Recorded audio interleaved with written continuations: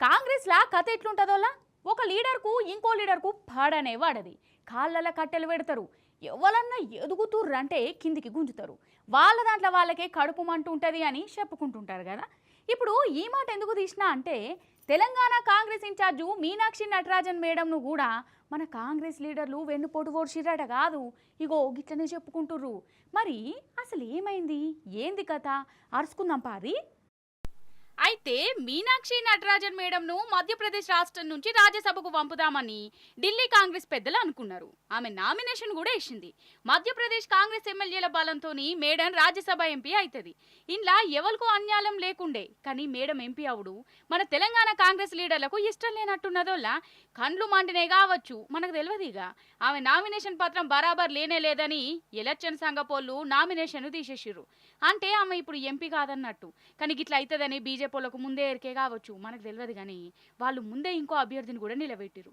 ఇంకేమున్నది, Meenakshi madam జాగల BJP leader MP అవుతాడట వాళ్ళకు బలం లేకున్నా.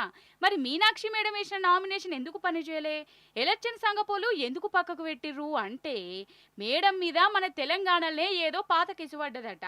ఆ కేసు ముచ్చట నామినేషన్ పత్రంలో రాయలే అని బీజేపీలు ఫిర్యాదు చేస్తే ఎలక్షన్ సంఘపోలు ఆమె పోటీని రద్దు చేసిర్రు.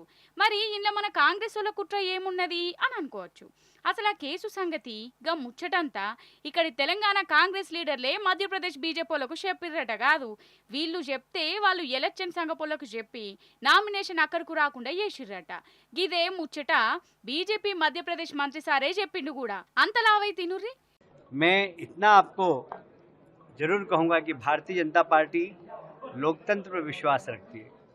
हम चुनाव नहीं हुए तो भी हमारे भाई लोकसभा सदस्य राज्यसभा के सदस्य बने, और चुनाव होते तो भी बनते, इसलिए कि कांग्रेस के अंदर हमें जो कागज मिले वो किसने दिए, कहाँ से आए हमारे तेलंगाना से, कहाँ से आए भाई। और इसलिए कांग्रेस की क्या स्थिति आप समझ सकते हैं।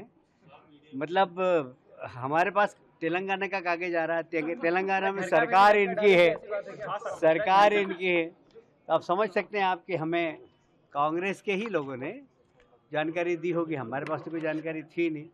ఇన్నారా, తెలంగాణ కాంగ్రెస్ లీడర్ల నుంచే మాకు ఎరకైంది, లేకుంటే మాకు ఇవన్నీ ఎట్లా తెలుస్తాయని అనబట్టిండు.